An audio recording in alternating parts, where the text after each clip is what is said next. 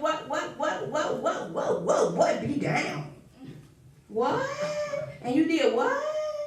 And then what you do after that? Did you see my latest video? I am a producer. Right? Did you see Tara? It is the bomb. Did you see Tara? If you didn't, you gotta subscribe. You see subscribe bouncing up right here. Subscribe. It's bouncing right here. Got your name on it. Hit that subscribe.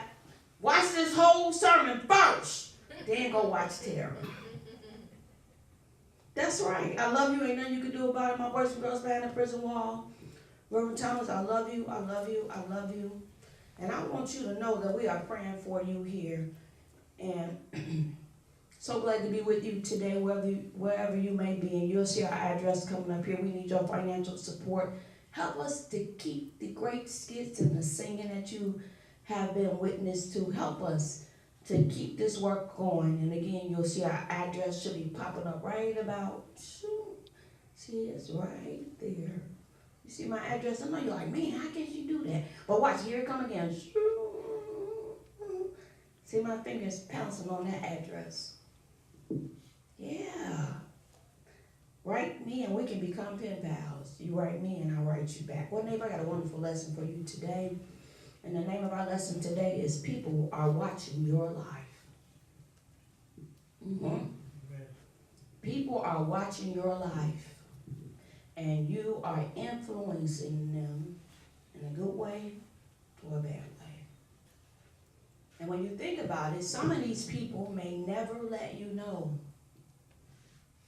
but they are watching your life. Some people are not going to read the Bible. Some people cannot read. So they're taking your word at what you say, who you say God is. But we're going to read a few scriptures today, and we're going to see what it's all about. Let's go right now to Genesis, the 27th chapter. People are watching your life. They are studying you. They have you in a microscope. And they're trying to get down to the bottom of, are you who you say you are? Genesis 27. Go over there. People are watching your life. And you know, here in Genesis, the 27th chapter, it's the story of a son and his mother. And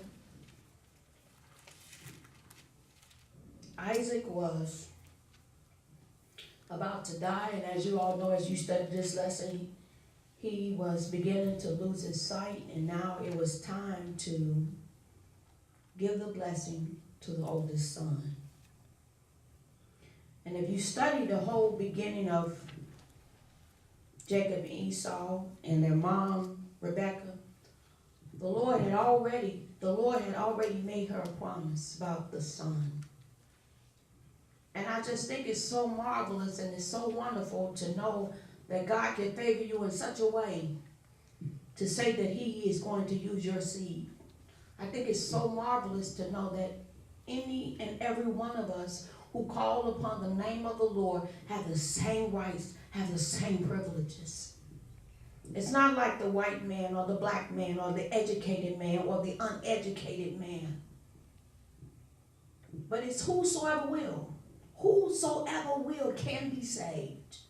And I'm grateful to the Lord for that. I thank the Lord for his wisdom and his knowledge that when he thought about the way to enter this world, even though he was the greatest king that would ever come, that would ever be, even though he holds all of the tomorrows in his hand,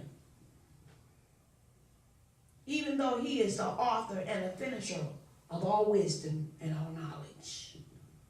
I am so grateful that he knew that somebody, just a plain old person like me,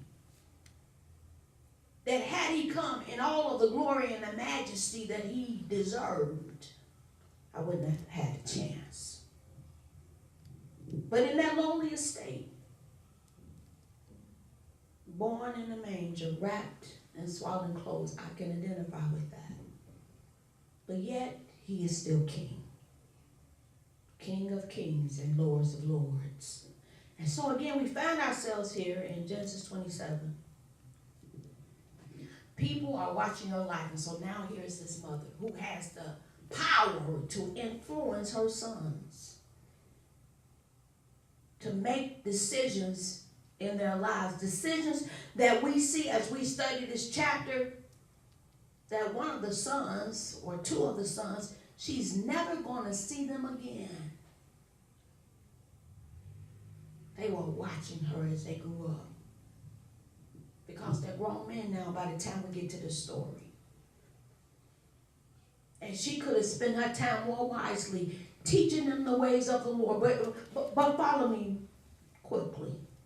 It says in Genesis 27 verse 1, and it came to pass that when Isaac was old, notice this, and his eyes were dim, he was kind of going blind, so that he could not see, he had called Esau, his eldest son, and said unto him, my son, told his son to go out there. Esau said, Father, here I am. I want you to go out there and fix my favorite food. And when you come back, I'm going to give you the blessing.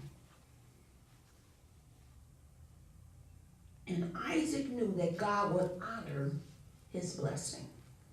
So it goes on, and we're speeding up here a little bit, and it says in verse 5, it said, but Rebekah heard when Isaac spake to Esau his son, and Esau went to the field to hunt for the venison and to bring it back. And Rebekah spake unto Jacob her son, saying, behold, I heard thy father speak unto Esau thy brother. Now when you study this lesson, you'll see that Jacob and Rebekah, they had so many opportunities to do what was right. Can you say do what was right? Do what was right. Come on, say it again. Do what was right. Now say to do what is right. To do what is right. They had so many chances to make the right choice. And our children, they look to us to direct them, to guide them, to point them in the right way. They depend on us. What baby, pray tell me, comes into the world knowing how to walk? A baby, when it is born, it has to learn how to latch onto his mom's breast to receive milk. Amen. It has to learn how to walk. It has to learn how to crawl. And so many babies, when they first start walking, they seem like robots. But after a while, after a couple of trips and a couple of falls, they begin to become acclimated to what it really means to walk. And so our kids, they depend on us to lead them and to guide them. But they are also watching what we don't say and what we don't do. Mm-hmm. Amen. Mm-hmm. They are watching. They are studying us. And if we have that deceit in us, deceit begot deceit. And so you can say all day long, don't do what I say, but they are studying your life. They are watching you. And it says here so plainly in the word in Genesis the 27th chapter, it says, but Rebekah heard what Isaac told Esau. And so she began to let what she heard Isaac say to Esau, she started trying to manipulate God's word and to fashion it into the likeness of her will. Come on, somebody, say amen if you can. Amen. How many people take the word of God and twist it all around to try to make it fit their sin-filled life? I remember with one of my children, her father wasn't always the best father. But what I decided to do was to keep negativity about him away from her. I'm not saying he wasn't a low-down dirty dog. I ain't saying he wasn't a low-down dirty dog. Amen. I'm saying, I ain't saying he wasn't a low-down dirty dog. But I didn't want to leave that impression with her. Amen. I wanted her to come to the knowledge of who he was herself.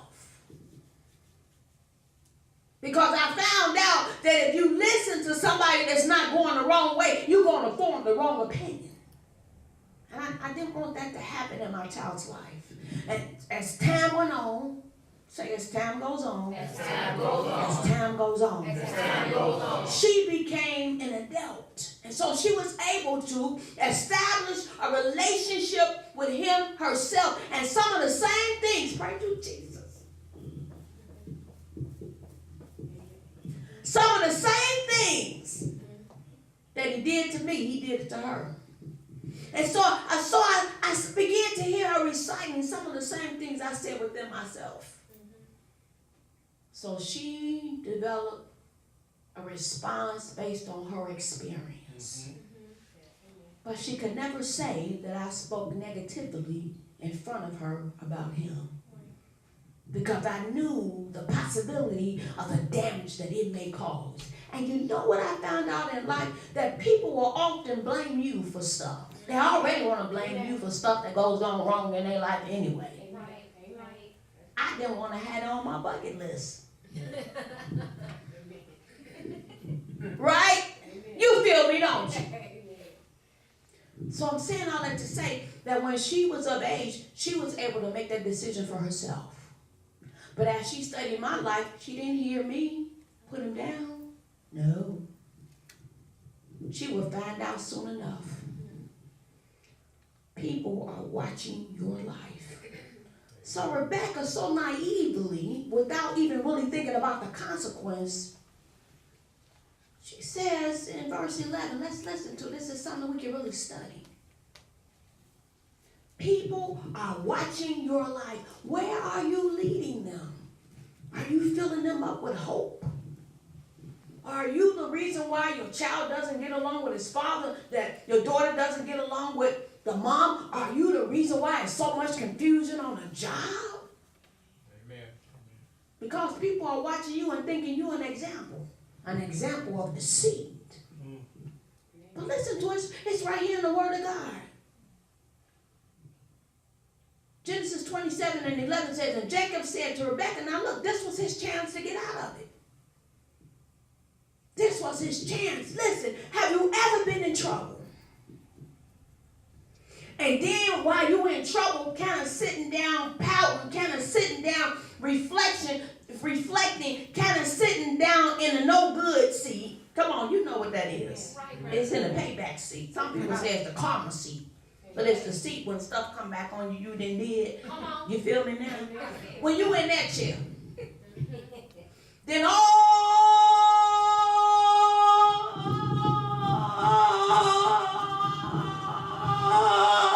the chances that you had to get it right pass you by.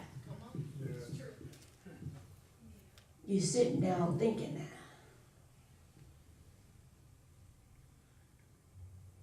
All the times you could have made a different choice. Amen. And once you say it, it's out there. Once you give your children a wrong opinion of somebody, it's out there. You be careful what you say, and you be careful what you do. You might feel it in your heart, but you got to think. You got to bring it between those two ears. So Jacob, now this was his chance in verse 11. This was his chance to do what he knew was right, because no doubt he had been told that I'm the God of your father. And what did the son say? Blessed be his name. Did they say that? They said what? Blessed be his name.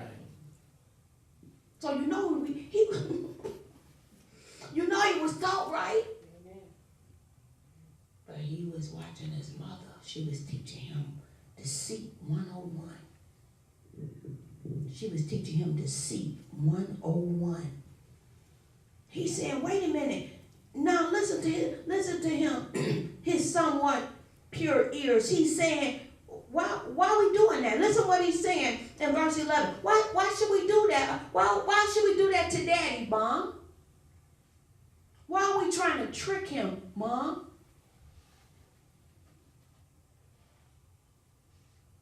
Jacob said to Rebekah, his mother, behold, Esau, my brother, is a hairy man. I am a smooth man. My father peradventure, maybe. My father probably will feel me, and I shall sing to him as a deceiver.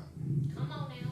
And I shall bring a what? A curse upon me and not a blessing. Now notice this. This is so prophetic, those of you who want to strong prophetic word in the atmosphere. Here it is. He knew what the punishment might be, but he didn't know the gravity. He didn't know how great the punishment might be. It's sort of like some of the things people do. People tend to think that, okay, I might get my hand slapped if I do this at work, but when you end up really getting fired. Amen. Instead of a hand slap, they pat you on the hand and put something in that joker. When they lift their hand, you got that pink slip. You think the inside of your palm then broke out. No, that's that pink slip telling you to travel on your way. But you thought in your man, I'm going to get a slap on the hand. Think you up in school, all I'm going to get is a detention. No, they put a mark on your transcript. This student is no good. And they go around with you everywhere you go. Yes, it does. Come on, Reverend. So you think, listen what I'm trying to tell you. Things don't never turn out like you think. Amen. So you got to treat everybody right. Because you don't know the road you're going to have to travel before it's all said and done. You don't talk down about your kid's mama. You don't talk down about your kid's daddy. And you don't talk about the preacher. That's right. Amen. That's it. Hello, is anybody there? You don't talk about the preacher in front of your kids or your family. Because way down the road, it won't be no help there for them. And it'll be your fault. Thank you, Lord. So she says here,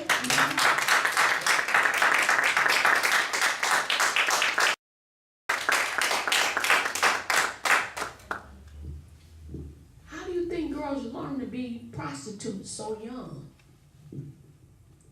You got Peter, Paul, Almond Joy, and Payday in the back room on different days of the week. Payday come on, payday. You feel me?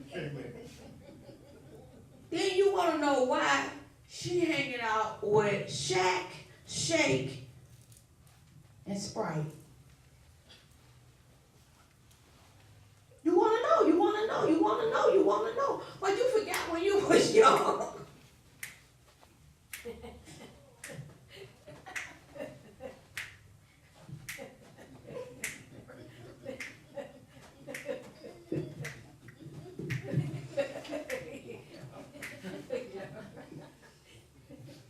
Now you can't even move your finger. You try to pop, that finger be swole for a week, right on the side.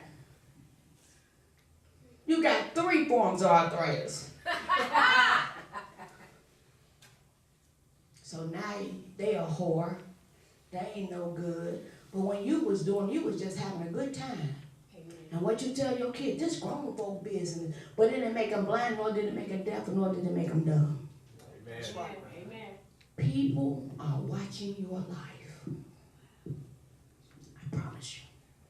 So it goes on to say, in verse 13, she naively said, upon me be thy curse, my son, but just do what I tell you to do.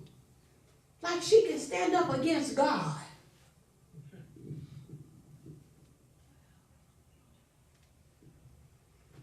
People are watching your life. You encouraging them or you discouraging them? You giving them hope or you're not? People already suffering. They don't need to hear nothing bad from you. Amen. Life is hard. Try to encourage your kids. Be a support to them. They didn't ask to come in this world. Remember, you was in love. You said, let's make a baby. And now that baby is 18. Right? You want to call her a vampire. You want to call her a Frankenstein bride. But remember, let's go down memory lane. You got to give thought to the things you do and you say. There's a lot of things I would love to do. They're not sinful. But I'm a pastor in the church. I'm a pastor outside the church. going into no bar to preach no sermon. Amen. I'm not going to be out all night trying to save your soul. I need my rest. Amen. Because some people, they'll find out, me and my companion, come over here. Y'all need to see him. Come over here. Come over here. Y'all need to see him. Come on over here. This is, wave to the people, Dave, Co-Pastor David. Thanks, Dave. Thank you. He is my traveling buddy. Then been a bodyguard. Amen. Then been a spokesperson. Been an interpreter. Intercessory prayer. Right? And a secret service. Amen. Amen. Everybody need one. We done been over people's house 2 in the morning, 3 in the morning. We done been at the morgue. We done been down to juvie and still got up and went to work. But what we want our people to know, that if you for real, we'll go with you all the way. We'll go with you all the way. So again, excuse me, she says in verse 13, so what she really said in verse 13, yeah, I know what God said, but listen to what I say. But the only problem with that is that later on in life, they're going to keep on depending on other people instead of depending on God, because that's not what they saw in the house. Amen. They saw separation, they saw division, they saw fussing and cussing and still coming to church with black and white on. Amen. People are watching your life. They don't care about what you say. They are watching the way you live. They watching. Your neighbors know if you really for real. They know when you miss church. Amen. People are watching your life. Go with me to Exodus, the 32nd chapter. You with me? Are you with me? You got your Bible, your notebook. Where's your pen?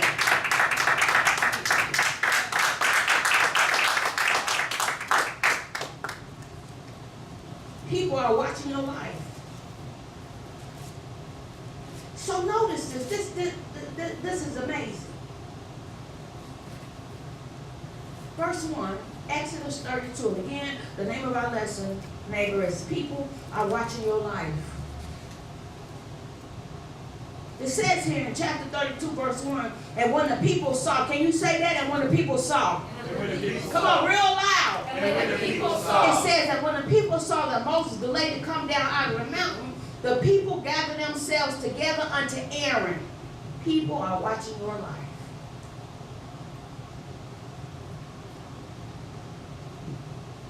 They know the weak ones.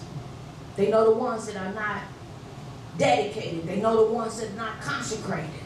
They know the ones that they can get to help them start to stir up trouble in the church. They know it. Notice it's read again. Hallelujah. Glory to God. It's already written in the word. It says that when the people saw. Say, and when the people saw. Say it again. Real loud. And when the people saw. And when the people saw that Moses delayed to come down out of the mountain, the people gathered themselves together unto Aaron. They didn't pass no notes around. They didn't text. But it was something in his life that let him know he could be used for their purpose.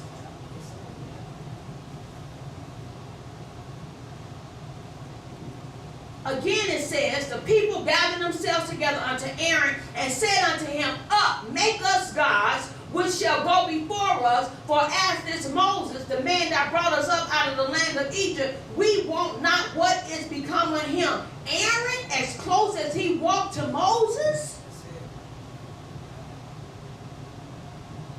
he ended up being the weakest one.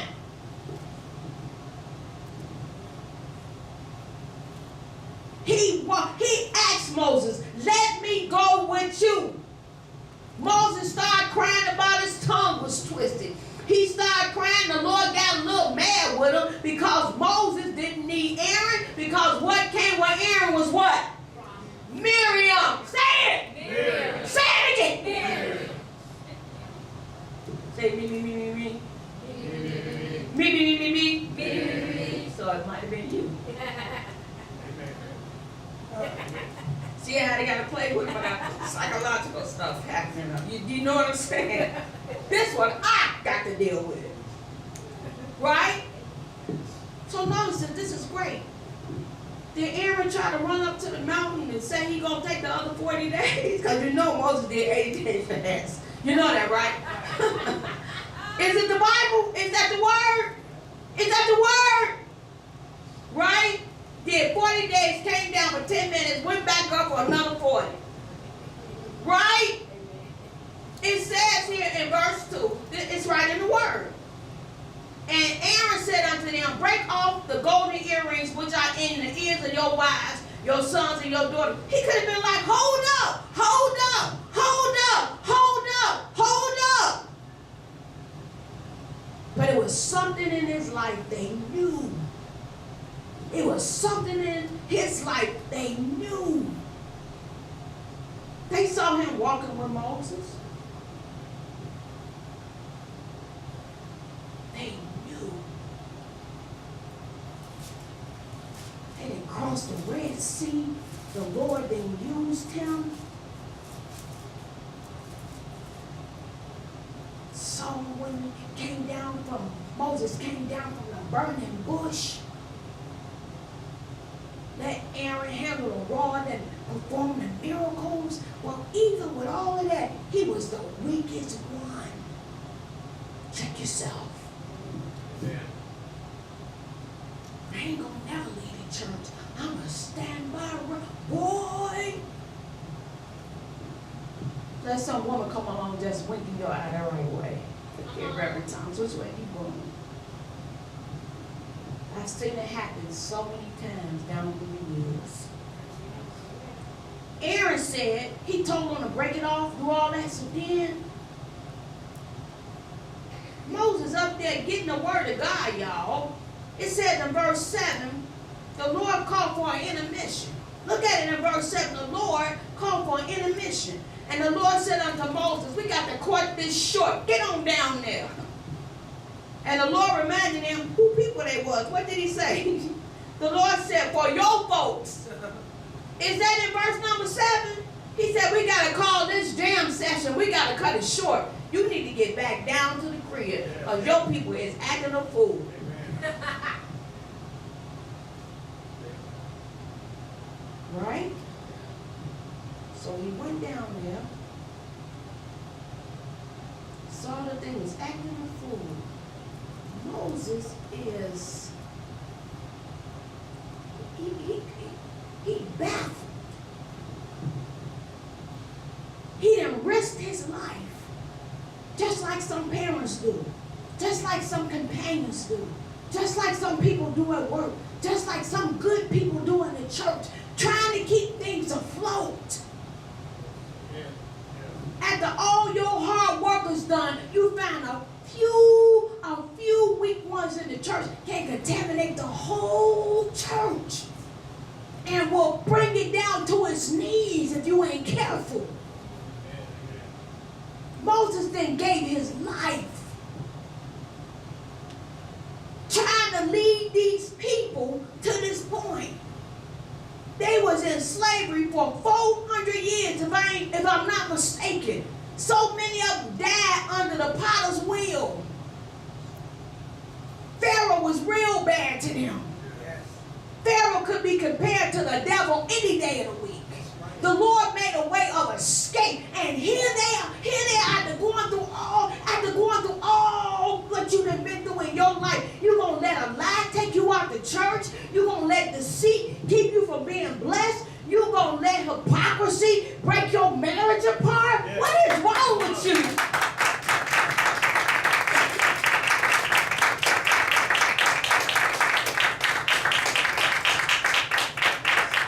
Say amen if you can. Amen. Because things ain't going your way, it's time for you to get your bag and leave. Who else gonna take care of your grown self? You need extra everything. You can only have, come on somebody. You can't even eat regular yogurt. You gotta have a light yogurt. That's extra money. You can't eat regular milk because you're lactose intolerant. So you got to get the special milk. That's extra money. Can't eat no cheese products because nobody won't be able to stay in the house with you. And you leave it home?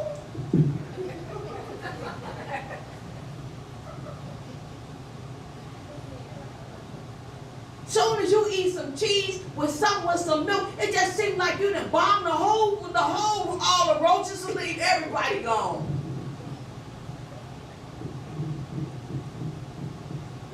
And you gonna go live with somebody else, they ain't gonna even volunteer to pick up no trash. You ain't gonna vacuum. Stuff just be on the floor, Lord, and you just be like, you ain't gonna even get it up. You living in somebody else's crib, you spending on their dime, got their TV on all night, got their lights, they just blinking at you. They almost can start rapping, the lights just flashing. Turn the water on and go downstairs. Come on, somebody. You got access to 2 TVs. They need to take the batteries out of one of them remote controls. You going downstairs so you let your TV play because you too lazy to turn it off. So you got the TV playing upstairs, Perry Mason playing Simon Hope Murders. Then you go downstairs, Madlock, trying to help somebody.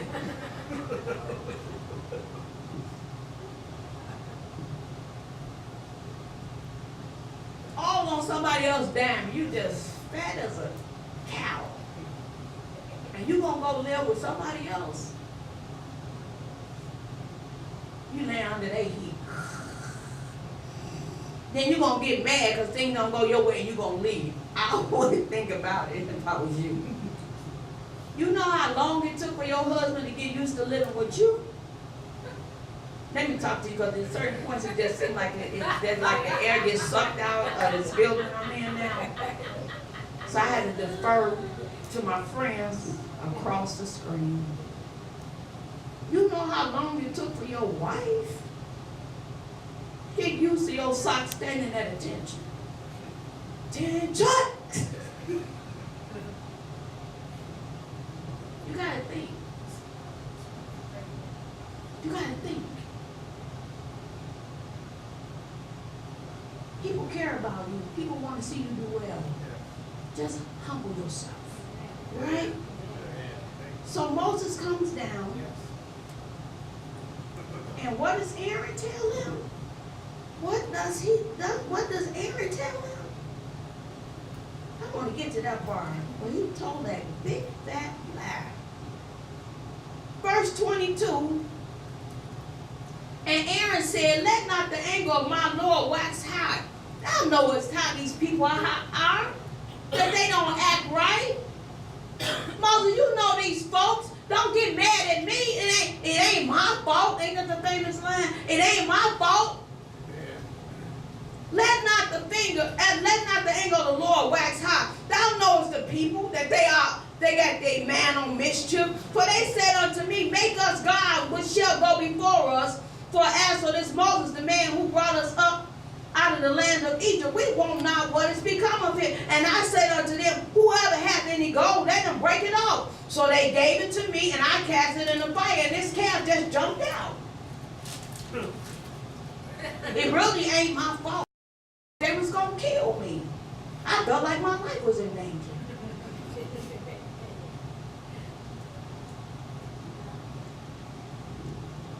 People are watching your life. Right?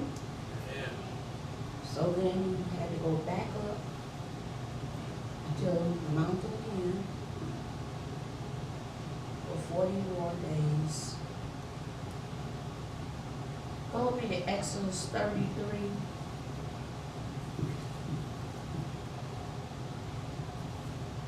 And you know Joshua was there watching Moses and he had such admiration for him. He studied his life, watched him so closely. And it says in chapter 33, in verse number 9, and it came to pass as Moses entered into the tabernacle the cloudy pillar descended and stood at the door of the temple, and the Lord talked with Moses. And the people saw, saying the people saw. And the people saw. The people can see if God is with you or if it's not. A sinner knows if you're saved or if you're just playing games. So it says here, and the people, they saw the cloudy pillar stand at the tabernacle door. And all the people rose up and worshiped, every man in his tent door. And the Lord spake unto Moses face to face, as a man speaking unto his friend. And he turned again into the camp, but his servant Joshua, the son of Nun, a young man, departed not out of the tabernacle. Joshua was intrigued because he had studied the life of Moses, and he thought, is it any way? I'm not stepping on Moses' toe. I'm not trying to get in his place, but is it any way that I can come close to talking to God like that? Is it any way? I have seen the trials and the tribulations. I've been right here with Moses. I know the anguish he has felt. I know the disappointment that he has experienced. But I also, my heart leaps within me when I think about a man just made of clay, able to talk to the God of Abraham, Isaac, and Jacob. Is it any way that he might be able to talk to me too? Because I've studied his life. I've seen all that he's been through. I witnessed his uncertainty and his self-doubt. But I've seen God talk to him face to face as a man speaks to his friend. I studied him, and I know that he loves these people. I think about Joshua and his man. I have observed him. He takes no credit for nothing, and he's so quick and so apt to forgive. He is probably the meekest man, no doubt, that I've known. Joshua had to be said within himself, I want some of that. Is it accessible to more than just one person? Can a man truly walk with God? So he stayed in the cloud, stayed in the temple. Just thinking, just wondering, just speculating. Is it just a chosen few, or can anybody walk with God like this? Is it a chosen few that he has just selected from around the world, or can anybody be called a child of the King? Or is it just a few people? I want to know. Joshua must have been saying within himself. 2 Kings, the 2nd chapter. People are watching your life. Come on, give God praise.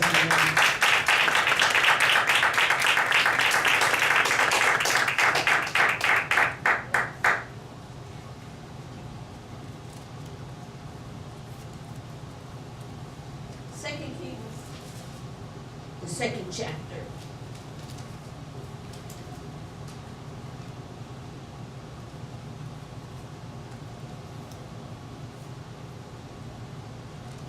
And Elijah and Elisha, we know from the previous book, the 1st Kings, about Elisha's calling. And now it has come for his master Elijah to be taken. Let's start reading at verse number 1 of 2 Kings, the 2nd chapter. People are watching your life. People, they get inspired. People get encouraged. People get strength when they think about that you did it. You are just a human being. You have, your blood runs warm in your veins just like it does theirs. And they see you overcome adversity. They see you come back from a sickness. People thought you would never get back on your feet. And they see you standing strong. My God, you look younger now than you did when you was in the hood. And they want to know, what is it? They are inspired. They may never ask you, but they get a sense of inspiration. They get courage, and they want you to keep on going, because as you keep on going, it's pumping them up. You might not never know this side of heaven, but they are inspired. They woke up today because you woke up today. They're able to keep on going because they know they're going to run in you at work. And when they see you at work, you ain't going to have nothing but something good to say. Amen. They know they can make it because they saw you make it. They know they can overcome because you keep on overcoming. Come on, somebody. You ain't got nothing bad to say about nobody. All you hold in your heart is hope. All you carry in your tongue is ambition. All you tell people is you can make it. You ain't trying to preach Jesus to nobody. You ain't prophesying to nobody at work. You ain't whipping out your Bible. But all you saying is, girl, going on, you can make it. You got that. You got that. You can make it. You can make it. Right? Amen. See, you're trying to make the ends meet for your family. You're trying to be the man. Trying to be the mom. You're trying to be the child that you know will make your parents happy. It's hard in these schools and people always attacking you and trying to rob you of your virginity, but you're standing strong and people are always trying to tell you you ain't really a man unless you done stole, unless you got a record in jail. But you realize how hard your daddy been working 2 jobs to make sure you stay in that private school. Your mama stay up all night waiting for you to come in. She give you her lunch so you can have something to eat, and she go home and you was like, no.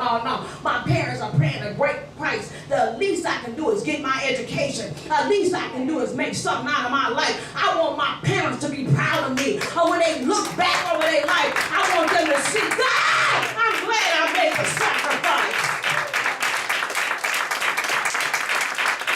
I can take care of myself. I ain't got to stay with no man because I'm dumb. I ain't got to stay with no man because that's all I got. But I'm going to stay with him because I want to. And when I get tired of him, if he ain't right, I can take care of myself. Yes, now. That's what I want my mama to be proud of. I don't owe her nothing back. She told me, she said, girl, you don't owe me nothing. Just be able to provide for yourself. And my mama told us that when you get on your feet, you help somebody else. And when they get on their feet, they help somebody else. You ain't got to pay. And I tell my kids, you don't owe me nothing, but it's somebody else in my family. It's somebody else you know. They need a little help. Stretch out your hand. You don't need every dime you got. But there's somebody. They need a little help. They need a little bit of bread. They need something to eat. They need a little love. They need a little peace. They are watching your life. People need help. You got a big house and can't nobody spend the night. What's wrong with you? And your family. You got 5 jackets. They didn't patch theirs up for the 5th time. You don't even know where the 3rd jacket is at. You only know where the 4th one is because you keep tripping over it every morning. Got 10 pair of shoes. Your nephew ain't got none. That's what I teach my kids. You don't owe me nothing. But you got some nieces and you got some nephews. You got somebody that go to school with you. You see their shoes look bad. You ain't got to pump yourself up and give them to them in front of the class, but just slip it to them on the way out. Come on now. Say, look at it when you get at home. Come on now. Don't talk about it to me in front of the kids. Text me or something, man, you can, but I don't want nobody to know because I'm going to get rewarded from a father that sits in heaven. Everybody got to know everything you doing. Keep some stuff to yourself. But people need help. People need love. People need compassion. People need understanding. They need an ear. They don't need a damning judge all the time. You're going to hell, you ain't no good. People hear that from their husband. People hear that from their wives. People hear that from people that's supposed to love them. They need a little comfort. They need a little peace. You know what it's like to need peace when you was on the run. Oh, yes. All you wanted was a little peace. Just make it stop. I remember when my son first got killed. I couldn't stand the sound of an ambulance or a fire truck.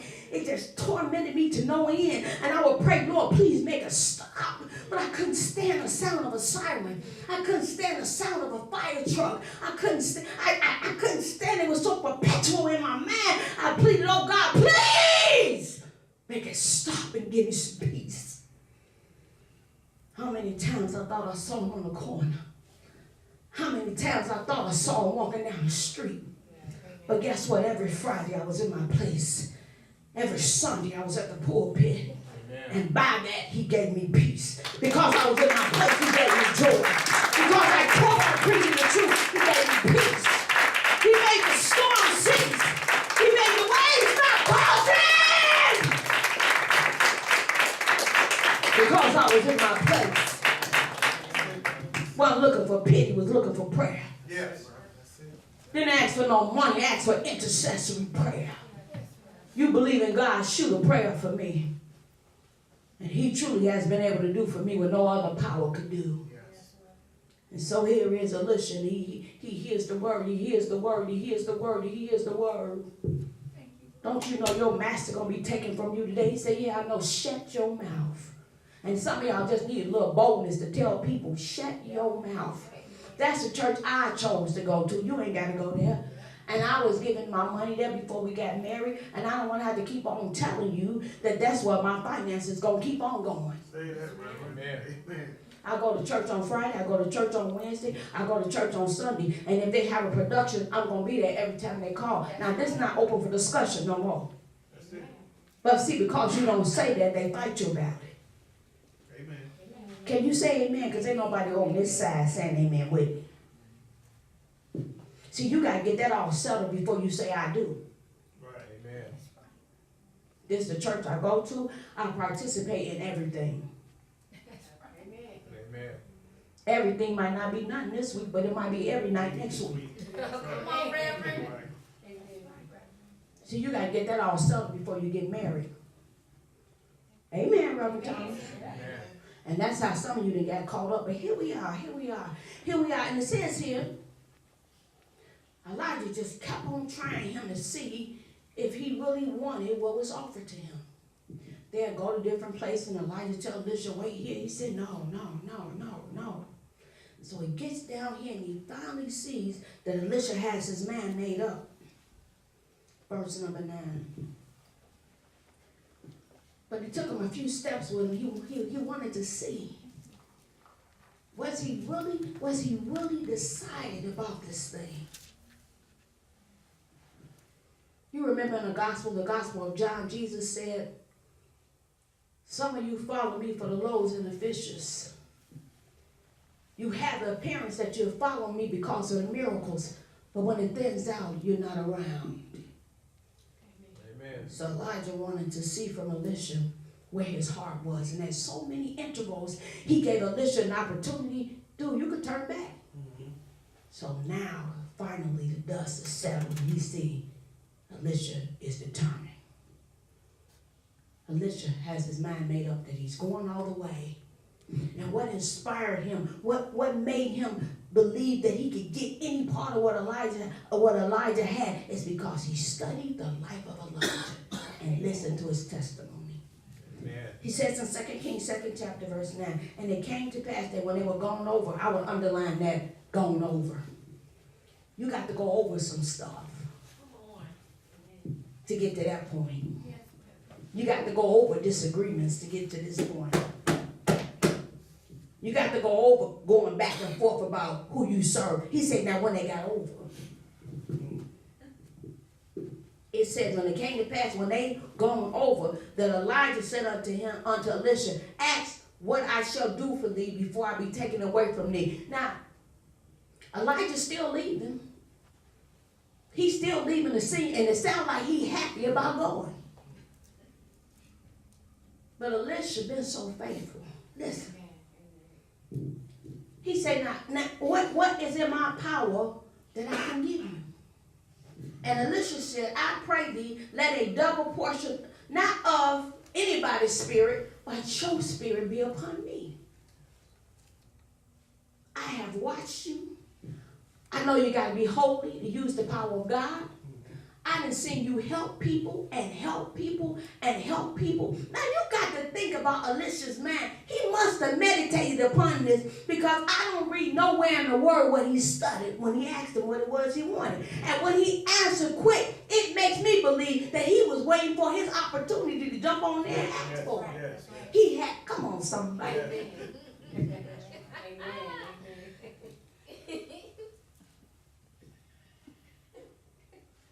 He had studied his life. He was amazed. He was inspired. And if you know anything about Elisha's ministry, it was a healing ministry. And so he says here, and Elisha said, I pray thee, let a double portion of thy spirit be upon me. And he said, now he let him know straight up, you the boy, you asked for something here, boy. He said, you asked for a hard thing. He said it might be hard, but it's probable. Amen. It's hard. Serving God is hard, but it's doable. Amen. Living free from all sin is a commandment, which means you must. Amen. I'm getting happy. I try to bring it down. Just bring it down. He said, you asked a hard thing, but nevertheless, if you still as close to me now as I made the promise to you, if you still as close to me then as you are now, you'll get it. That's what he says right there. He said, yeah, it's hard. He said, but nevertheless, if you are consistent in what you're doing now, you'll get it. Amen. He said, if you keep on doing all that you're doing now and don't change, if you stay the same, you'll get it. Yes, brother. He said, you'll get it. What made Elisha think that he could have what Allah? Because he has studied his life. Listen to it as we close. God has asked a hard thing. Nevertheless, if thou see me when I'm taken away, if you remain faithful, if you remain diligent, if you remain consistent, you can have it. It shall be so unto thee. But if not, if you draw back, if you decide it's too much for you, you ain't going to get it. But Elisha had studied that man's life, and he thought about it, and he thought about it. Man, use my hand to heal the sick. Use my tongue to speak life. It's worth it. See my daddy saved, my son saved. It'll be worth it all. Yes. Amen. To win every soul that has my name on it. Yes. Every tear be worth it all. Every ounce of separation.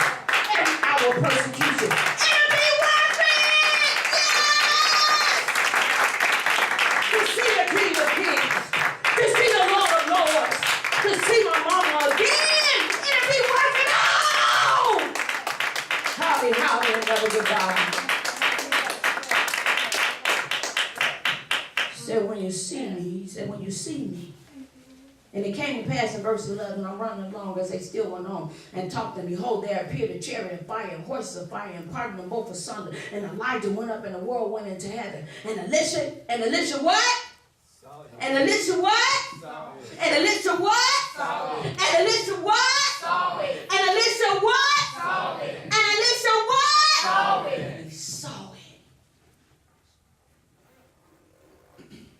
And cried, my father, crying for the fact that Elijah was gone, but he stopped crying. Listen to it. The chariot of Israel and the horsemen thereof, he saw him no more. He took hold of his own clothes, he rent them in two pieces. He did what was customary because Elijah was gone, but he didn't stop there. Listen. I love it. He took up, what did he do next? He got that mantle. He dried his tears. Amen. He rent his clothes in sackcloth. He cried, my father. He got that. Right? He missed no steps. Amen? Amen. He took also up the mantle, verse 13, of Elijah that fell from him, and he went back and full faith. I remained faithful. I remained consistent. I had my eyes on him. I saw when he went up, and I grabbed that mantle. Now, I met all the conditions. A, B, C, D, E. Now we finna go down to this joint. I'm gonna see what's going on. Can you see him? He already see the water parting. He believed it. See, he already know they gonna have to cut this alignment. They gonna have to move back to the right. They're gonna roll up on both sides. Look how much faith he had. Yes. Amen. It said he took also up the mantle of Elijah that fell on him, and he went back and stood to the banquet door. Can y'all see him? No doubt, and said, where is the Lord God of Elijah? And when he had also smitten the waters, they parted hither and thither. And what did he do? He just went on over. People are watching your life. Well, neighbor, I hope you were inspired tonight. I hope you were encouraged to realize that if you do good by God, you can help sweep souls into the kingdom. Yes. And if you're not living right, you got to get your life right. Please be careful with yourselves and your children. They need your help so much. Well, neighbor, I love you. Nothing you can do about it. Make sure you watch care. And I'll see you next time. God bless you.